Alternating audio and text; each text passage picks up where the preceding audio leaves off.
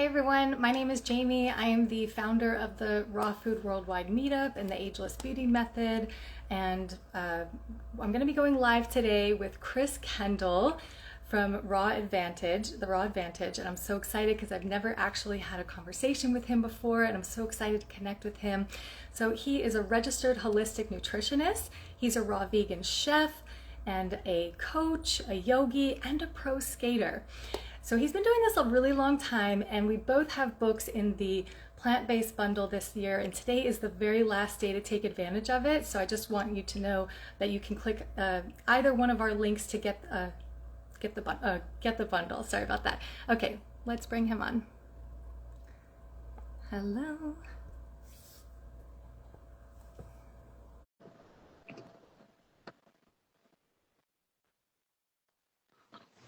Hey, Oh my goodness. Hi. Wow. How how are you doing? you? I'm doing very good. I've got a lot of sun in the last 2 days and feeling pretty relaxed and rubbery. How about yourself? I love that. Yeah. Doing a lot of walking in sunny LA and yeah, meditating a lot. Nice, nice. What is So, the temperature like out there? Is it like oh, shorts it's and gorgeous. Yeah, shorts, yeah, tank tops, flip-flops. It's nice. so Yeah, yeah. beautiful. Yeah, and it doesn't Similar really here. rain here. It's just sunny skies all the time. I love it. I miss LA. I'll be honest. I've spent a lot of time out in Los Angeles, and it's maybe a third, not a second home, but maybe a third home. And I'm excited to go back there again sometime. Oh, that's amazing. Yeah, so you're in Sweden right now. Yeah, yeah. I live in Malmo, Sweden, from Okay. Saskatchewan, Canada, but have been a bit of a nomad for a pretty good portion of my life. Were you born in Canada? Yeah, yeah. I was born in Saskatoon and lived there primarily till I was 17, and then I jumped around from there.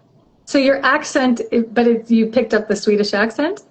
Or is it? Maybe little svenska accent, maybe, but not too much to be honest. I think if anything, the Canadian still comes through, especially when I'm speaking about and I milk hear and you. hellos and all those kinds of things, you know. Oh, Roof, yeah. amazing. Is that how you met Ted Carr? Was from Canada?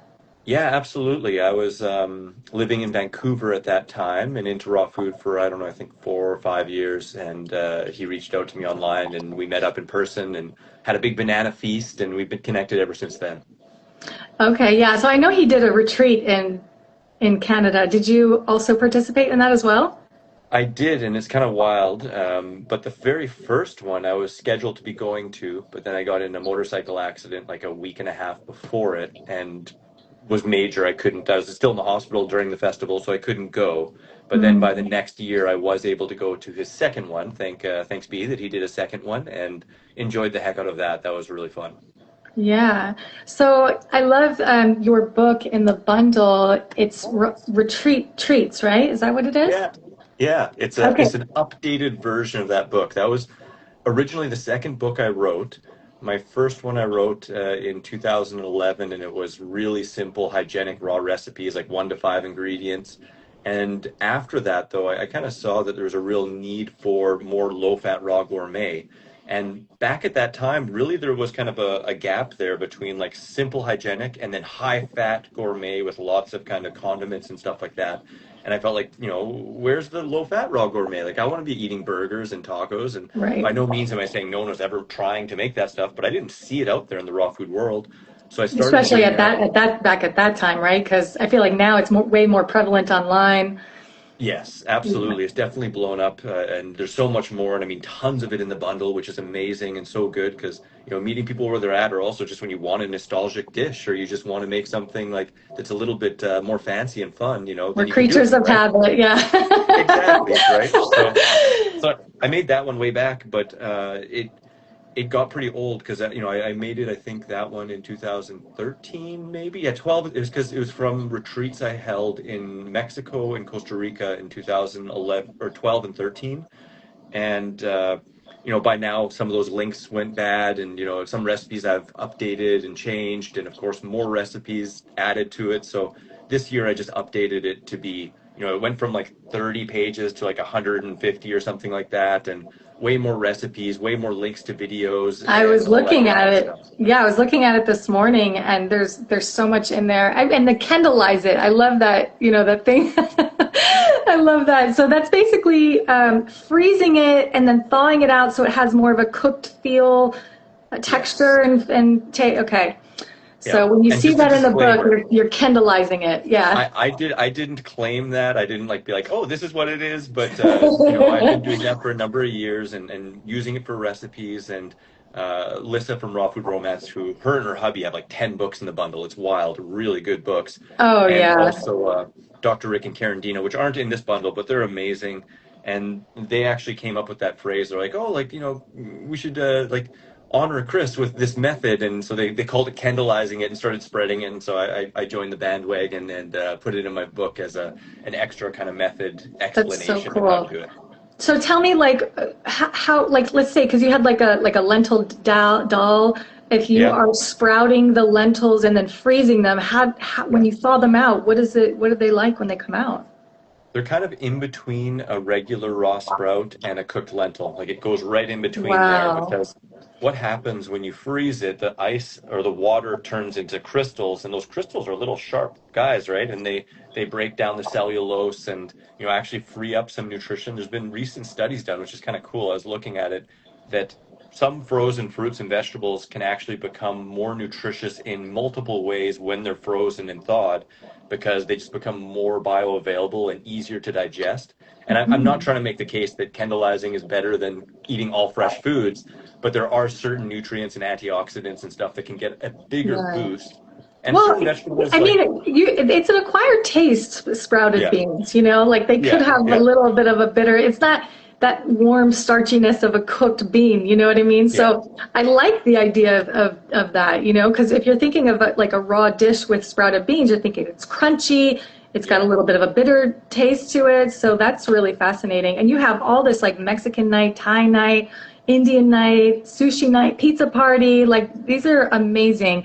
And then your smoothies as well just look so good. Mhm. So that's, Appreciate that. Yes, yeah, that's they're awesome. I can't wait to try some of these. Um, so tell me a little bit about, because you're a pro skater. How did that happen?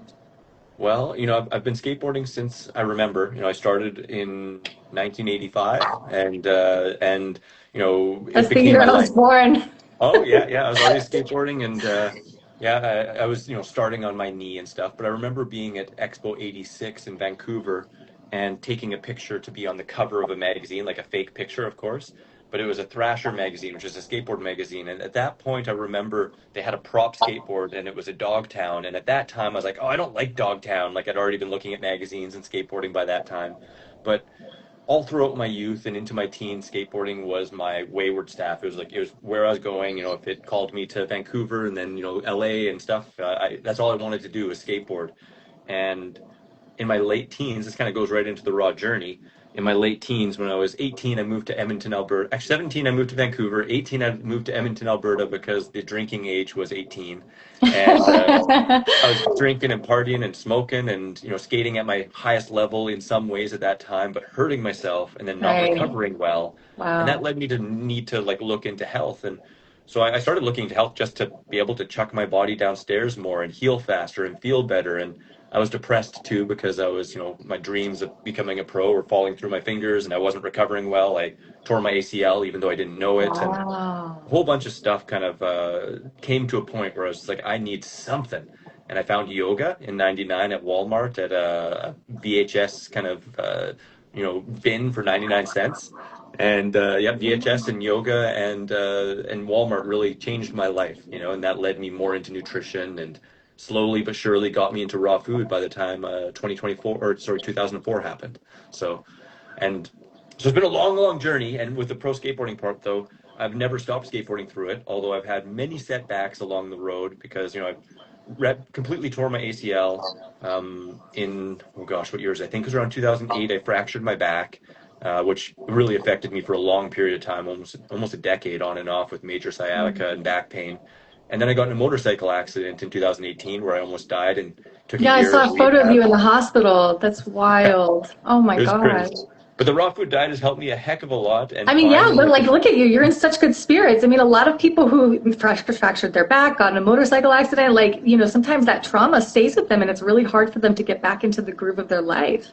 Yeah, well, I So, won't lie. I've definitely had a few, more than a few challenging moments and times, especially with the back and then the motorcycle accident, where I thought like, will I ever be able to skateboard again? You know, and when I oh was yeah. younger, I genuinely, it's kind of crazy to think it back now, but when I was younger, I really thought like if I couldn't skateboard, I wouldn't want to live. You know, like because it's been such a huge part of my life, and it's it's my meditation. It's a big part of my purpose, and just so much fun. And I love the skateboard community, just like the raw food community. But I was able to see through that, and keep on keeping on and get into rehab and learn more and eat really healthy. And, you know, uh, it's been a dang journey, but I think it was maybe about 4 years ago now, a company that actually a friend of mine owns in Canada. He gave me my first official pro board. And before that, I'd had, Wow. my name on a few little boards or some graphics and stuff, but he actually gave me a pro board on it. The company's called Totally Rad, which is really, Wow. really fun company, and definitely blessed to have a pro board on there and continue to push it and try and better myself in every way I can. Yeah. There's where I lived in the high desert before, they have this board shop. It's like they have like a little chain of them in the high desert called Pharmacy Board Shop. I know And that. Yeah, oh, you actually, I do? think Okay. Do you yeah. get your board in there? No, well, I don't know if they carry that company, Totally Rad themselves, but I think if I remember right, I think the owner of that might be a guy Kerry Getz. But It's yeah, Donnie Donovan, I think. Donnie Donovan. Okay, Yeah, you yeah. know, yeah.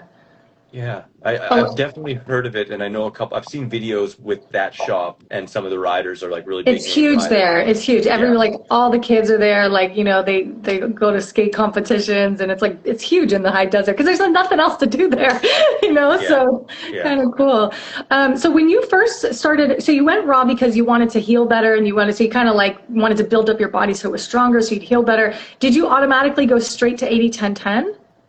That's a great question. And, a big impetus for it was, my body falling apart and the depression there. And I had chronic candida and my knees were aching and all that kind of stuff. So I was really looking for something. And my first real introduction into raw food living was a book called Fit for Life. And so I read that one in Mm. 99. And it's really great because unknowingly to me at that time, Harvey and Marilyn Diamond, who were the authors of that, they mentored under the same guy, T.C. Fry, as Dr. Doug Graham around the same time. And they actually all knew each other.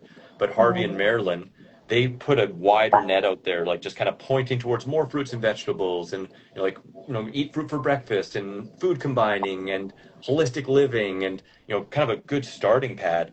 But that book became one of the best sellers in the diet industry for well over 1 or 2 decades and was translated into like 60 plus languages. An amazing starter book on raw food. And I mean, I read that in 99, started eating fruit for breakfast and food combining kind of almost Wow. religiously Yeah. and progressively eating more and more raw food because it pointed towards a high raw diet or raw diet if you could. But it wasn't until 4.5 years later that I met Dr. Doug Graham. And I was already eating basically high raw, low fat. That's just what everything I researched kind of pointed towards was more plant-based, more fruits, more vegetables, lower fat. So I was on a lower fat diet the whole time. But then I met Dr. Graham at a vegan health festival in Vancouver in 2004 when I was midway through my schooling to become a holistic nutritionist. And he just completely cleared up everything for me on how to really stick it all raw and how to like perform your highest all raw. Because before that, I was mostly eating raw till dinner, a couple of weeks here and there of all raw, but never figuring it out. He just cleared it up so simply. And the next day I went 100% raw. And that's basically where Wow. this all started. Yeah, I know 80-10-10 really is great for athletes and Hmm. bodybuilders, marathon runners. Yeah. Not that it's not great for everybody, but I know like it really enhances your athletic performance. Yeah. I Um, mean, when you streamline and you give your body what it needs with the least amount of issues or digestive burden or, anything that kind of hinders its healing capacity, you get amazing results, and I think there is a really important caveat there too is human beings are meant to be fit. Like we're meant to be moving and yeah, healthy, and fitness is a part of health, and we can't really hope to be optimally healthy without fitness being a major component. right. And fitness scares people off. I think it's easier to say play, like if you Yeah, find something you love to do, something that feels like play that's hard to get away from, like you want to keep on doing it, you're Yeah. going to achieve higher levels of fitness and therefore higher levels of health because you're going to be eating a lot more food, and that means you're Yeah. getting a lot more nutrition as well, you know? Yeah, that's like my husband. He's like in love with pickleball right now. He plays Yeah, every yeah. single day, like hours. I don't think he'll ever get sick of it. Hmm. I want to go back to the food combining, but really quick, or actually, let's go to food combining first. So you talk Okay, about yeah, food combining in the book, yeah, and this is like, very important to you. So yeah. I know there's some misconceptions about food combining and like what's correct. So I know a Yeah. lot of people feel very confused about what goes together. Yeah, yeah. Well, I think it is kind of fitting and interesting to note too that food combining originally wasn't made for digestion. It was made for weight loss, and it was just a way of kind of separating condensed foods from lighter ones so that or sorry, separating multiple condensed foods so you just be eating either protein, like a protein food with vegetables, or a starchy food with vegetables, rather than everything together, which takes more digestive energy. And from there, people found that they also got better digestion, and it kind of got, I wouldn't say co-opted, but kind of morphed a little bit more into a digestive practice. And, there are certain precepts of early food combining that aren't really accurate in biochemical sense with our digestive enzymes and all that kind of stuff, but still simplifying your meals rings true. And there are foods that, don't really enzymatically digest well together, especially when they're raw, because they're more enzymatically active. When you're doing cooked foods, they're a little less enzymatically active, so they don't have quite as much of an issue. But really, I can simplify food combining a lot. And something that I would like to put out there, and I always like to put out there, is that when I first got into food combining, I really saw it as a rule book and something that meant basically success or failure, or like good digestion or horrible digestion. And to me, there's a lot more nuance to it, and it's more so now a tool rather than a rule. And it doesn't necessarily mean like perfect digestion or crap. It can just be a little bit less efficient digestion with some of the differences, right? Yeah. So yeah, not taking it quite as a hard line, but recognizing that the more messed up your digestion is, the more you're going to benefit from simplifying and observing food combining. And as your digestion improves, you can have a little bit more of that. Once you know the rules, you can bend it a little bit, right? Right. Um, And do yeah. you also kind of, go with the theory of like light to heavy, like start your day off very light and then eat your, like if you're gonna have nuts and seeds, eat them later on in the day? Typically, yeah, yeah, typically, and in general, I like to have the watery stuff first, and then I like to have a big caloric hit, like a big sweet meal at lunch, and then go more into the juicier fruits and into more of a vegetable and fat meal at the end of the day. I find that works really well, especially because I like to be active in the late morning and usually before dinner, and then at night I'm chilling out, so it feels real great to have a big meal after the activity. Yeah. But uh, but I find that works pretty darn good, and it works really good for insulin function as well to keep the fat at the end of the day for various reasons. But it's a pretty steady routine that I have. Yeah. And what brought you to Sweden after, uh, when you were born in Canada? So what made you move to Sweden? Well, the siren song of the Swedish lady. I met my Sambo Camilla in Bali. She was at a raw food chef training, and I was Who brought do you on as a mean? special. Who is she? Sorry, Your Camilla son? Zombik. My Sambo is my partner. Um, Oh, okay. Okay. And yeah. when did you meet her? In 2017, for Christmas, I was brought on as, well, not brought on, I was invited as a special guest to the raw food chef training to sample all the food that everyone made. And she was there, taking the course. And so I met her and a bunch of other people briefly. And then I came back at New Year's. They had another New Year's celebration. And she was under the weather that time. I didn't really get to talk to her too much. But after that, we stayed in touch on Instagram and, connected more and more and more and more until it came a point where she said, "Hey, you know what? I'm going to New York to visit my cousin. It's pretty close to Canada. Why don't I just pop by Canada and check out, like meet again in person?" And so, we did that in the summer of 2018, and we actually decided to start dating. And about a week later, we got hit by a truck on my motorcycle, and what was going to be Together. yeah, what was going to be like a 2 week trip where she was going to be in Canada basically for 2 weeks ended up being a year and a half of living with my family and recovering and going to full time rehab, like every day, and So we got to know each other really, really intensely, really, really quick, and Wow. have a major shared trauma and accident, which has definitely brought us even closer together. Pushing each other through that, and helping each other through that as well. So that's how we met, and eventually, though, that led to, like, she had a job and an apartment here, and I've been out to Malmo and to Sweden a bunch. I love it out here. So So she's this from is there. She's from where you're at. Yeah, I she's from see. Malmo. So Okay. so that just really facilitated trying to migrate over here. And I'm now a permanent resident. I've been out here for over 5 years, and working towards citizenship. Wow. Okay. And then, so I know you did the Raw Food Worldwide meetup a few years ago, and I Yeah, think you yeah. just did one. So is that when you started the Fruit Lux, or you were doing them before that? When I did you start? started doing Fruit Lux in 2011. I Wow. was invited to the very first Woodstock Fruit Festival as a chef, yoga teacher, and speaker, and I organized. It's kind of funny because I was thinking about it. I'm like, potluck, but potluck, fruit luck, fruit nick. I was thinking picnic, fruit nick, but then fruit luck start like Did that you stuck. coin the term? Yeah, I'm responsible for the term fruit luck. Wow, because I know like before, like many years ago, like 15 years ago, before I moved to LA, they were having Fruit Lux here, and I know I was 2 hours away, and I was like, man, I really want to get to one of those Fruit Lux. I think his name was Evan Starr or Evan Rock or something. I Evan can't remember Rock. his name. Yeah, I know Evan Evan. Rock, yeah. So Yeah, he had a big meetup here, but by the time I moved to LA, yeah, he had already moved to Hawaii. I don't even think yeah, he's raw anymore. yeah.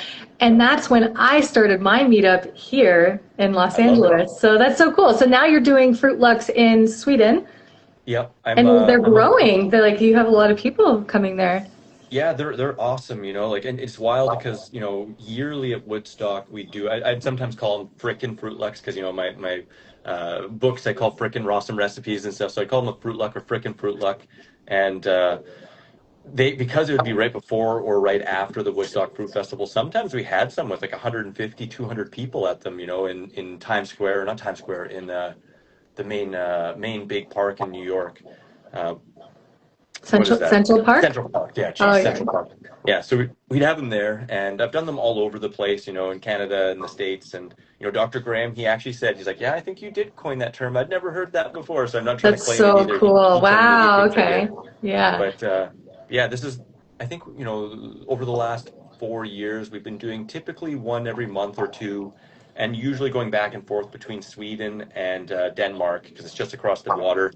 And a lot of people come from each place, so we try and go back and forth. And sometimes we kind of, we usually do the fruit lux at lunch, like really fruit heavy, and then sometimes raw potlucks at dinner, which are a little bit more vegetable and dish based and stuff like that. So Yeah, yeah. we like to switch back and forth between those. And yeah, it's awesome. Yesterday was a lot of fun. We had, I think, about like 15 plus people, That's and so yeah. cool. And so speaking of, well, your recipe book is based on the food that you've served at retreats or that the people have eaten at retreats. And how did you even come up with all these recipes?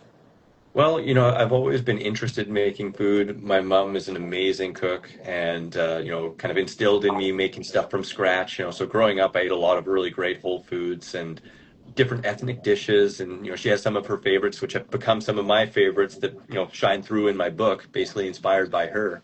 Aw, And before I was raw, when I was kind of vegetarian, I was kind of the guy also who would make food for my friends and make big pots of curry or stew or soups and stuff like that. And when I went raw and more raw, I had to figure out different recipes, and truthfully at that time too, because I went raw in 2004, there wasn't many raw recipe books out there. I mean, there wasn't, YouTube, there wasn't, there was internet, but mhm. there wasn't much out there, that's what I'll No, say. yeah, yeah. You're a So, pioneer, yeah. well, to some and to others, no, but I definitely, I think, partially pioneered kind of the low fat raw gourmet, and really got myself out there at a really integral time where there wasn't much out there, and became known for that right early in the beginning. So it was Yeah, good timing on my part, I suppose.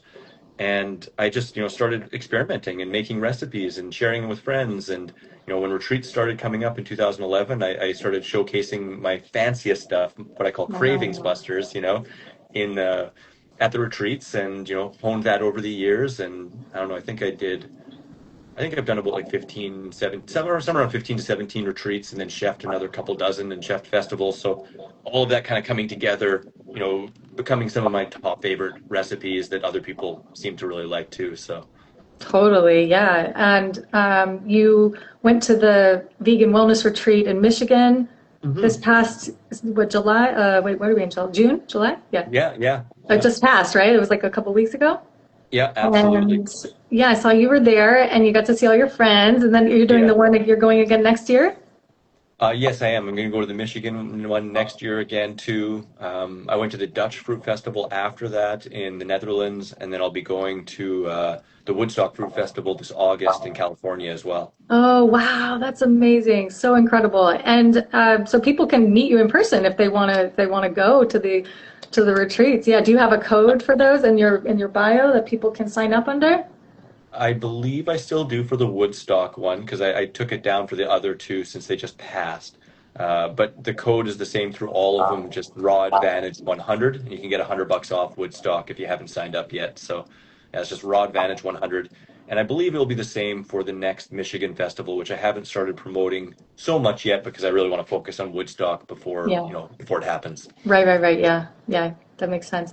And so Woodstock, and then you do coaching, and you have a community that people can join. I don't have a community the same as some people do, but I do have an online course that has a community function in it. So if you join the course, then you have access to that community page. And then otherwise, yeah, I do focus on by donation and 1 and 3 month packages with my coaching. And that's kind of been my bread and butter, some of my favorite things, or I guess you could say mangoes and dates or bananas and dates. But yeah, that's kind of my main stuff is the coaching, retreats, and ebooks and courses and all that good stuff. And I have a free app on my website too. I saw. That's so Yeah, cool. Yeah, you can download it on the App Store.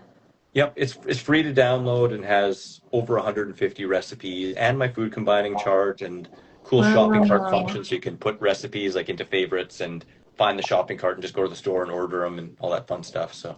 That's so cool. Did you design that from scratch or you waited till AI came out and used AI to help you? I kind of wish I did, and sometimes I'm too much of an open book. But I mean, I'm very happy with it.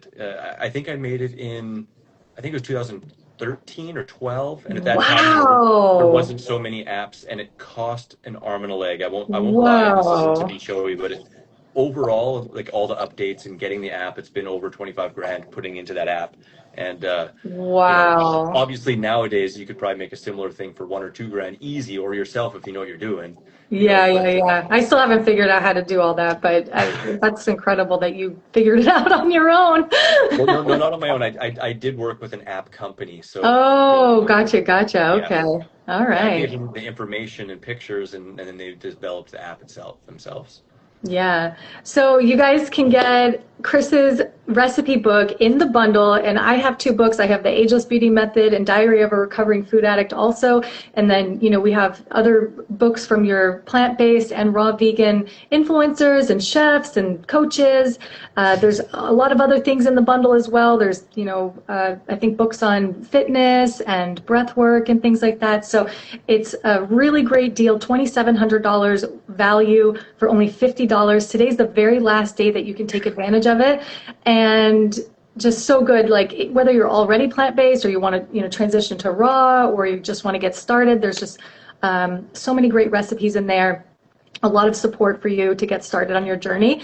And you can go to either my or Chris's link in bio and you can purchase the bundle. And thank you for joining us today. And Chris, thank you so much. This has been such a pleasure. I love that you're doing Fruit Lux continuously. And I appreciate you doing, stepping in for the Raw Food Worldwide meetup in Malmo as Absolutely. well.